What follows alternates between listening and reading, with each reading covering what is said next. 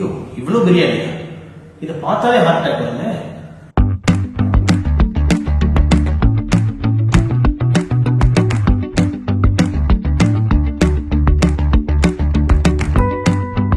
Hello, I'm Dr. A.B. Gopalamurugan from MGM Healthcare Chennai. I'm a cardiologist, which means I fix broken hearts for a living, and I do this without open heart surgery.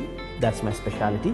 But I'm here to tell you how you can stay away from me by keeping your heart healthy with some tips I'm going to give you today. If you're around Chennai and you have an emergency, this is the number to call. This is the MGM Healthcare emergency heart number. Treating the heart is not an easy job anymore because there are multiple things that can go wrong with the heart. So you need a lot of specialists and departments within a single hospital. At MGM Healthcare, all departments are available and therefore it becomes a single one-stop destination for all heart ailments. Okay, let's start with the first question. Can chicken biryani cause a heart attack? Basically yes and no. It depends. If you eat this much, you're okay. But if you eat this much, your problems are as big as this plate. Undoubtedly, homemade biryani is better. But if it's from a restaurant, one has to make sure that the ingredients are all fresh. The larger point here is about a balanced diet. Obviously, if you eat too much chicken biryani and just that, one will end up in heart disease. So one has to end up with a lot of fruits and vegetables to try and minimize the risk of heart disease. Ultimately, it's about moderation and balance. Talking about meat, I'd like to take this opportunity to tell you what kind of meat is largely safer and what kind of meat isn't for the heart. I have a simple theory so that you can remember.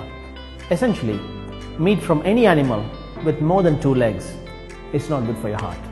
Fish, yes, it has no legs, so it's good for you. Chicken, yeah, 2 legs, so still okay, it's good. Mutton, beef, pork, more than 2 legs, so too much bad cholesterol, so bad for your heart. If you're eating too much of this red meat, you might as well order heart surgery along with it. And not everything from the sea is good for you either. For example, prawns. Prawns have a lot of cholesterol in them, so too much prawns is not good, because if you think about it, prawn has more than 2 legs. In fact, they have at least 20 each. So let's look at the next question. I'm a 70-year-old heart patient. Can I eat oily food? The answer I'm going to give you now is going to make your family really angry. But I owe you the truth. Even if you're a 70-year-old heart patient, you can eat oily food.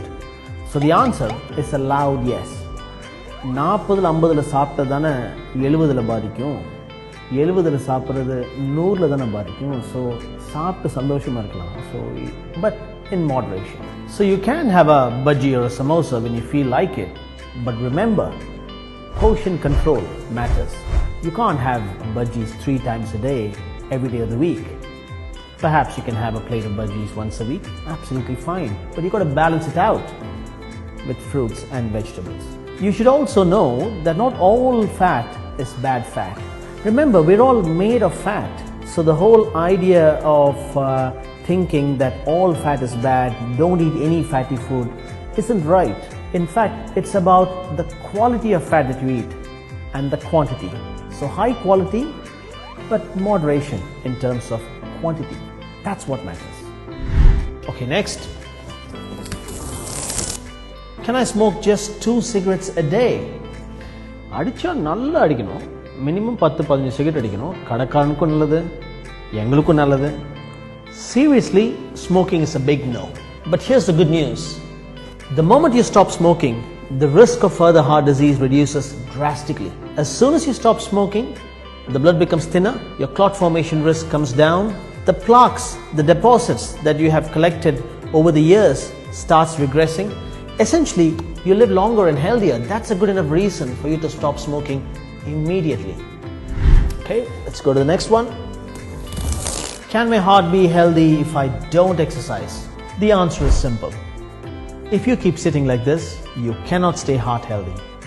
Your body was made to move, and that's why we have this thing called limbs. So it's important we use them. This doesn't mean that you have to hit the gym every day.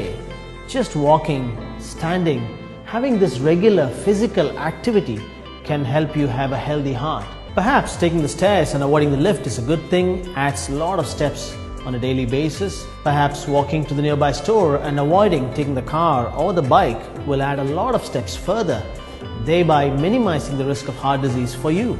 Let me assure you, there are no shortcuts to good health. People talk about a lot of diets like paleo diet, keto diet.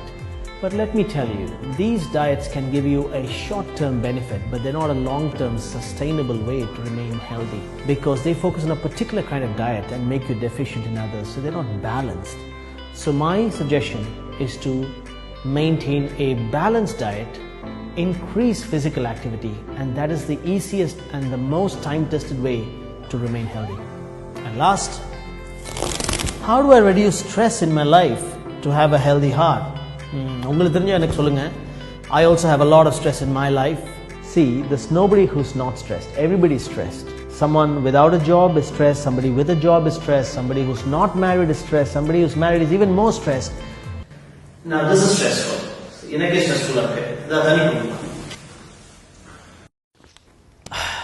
See, we can't control the world. We can only learn how to deal with it. So you need to learn how to deal with your stress. The easiest to deal with stress is good sleep. So good, sound sleep is the best medicine to deal with stress. Having a healthy routine can help. Maybe bringing in a hobby into your life can help you relax. Spend more time with your friends, family. Spending time with loved ones can help immensely. Meditation, yoga, and even having a good laugh are very good stress busters. My favorite way in today's world to deal with stress is to throw this damn thing away. Your phone is your enemy to a calm life. All of us use phones. We get notifications, we get emails, we get social media alerts, and we use the phone a lot. As a result, it makes our brains sucked in to the stressful world and therefore leads to heart disease. In fact, I want to propose this. The World Heart Day should be the World No Phone Day. It's the best treat for our ever-beating hearts. And now that we've reached the end of the video, and those of you watching this on your phones, please switch off your phones for the rest of the day and give your heart and mind a day off. Okay, finished? I'm going to practice what I preach. I'm going to switch off my phone right now. And the biryani,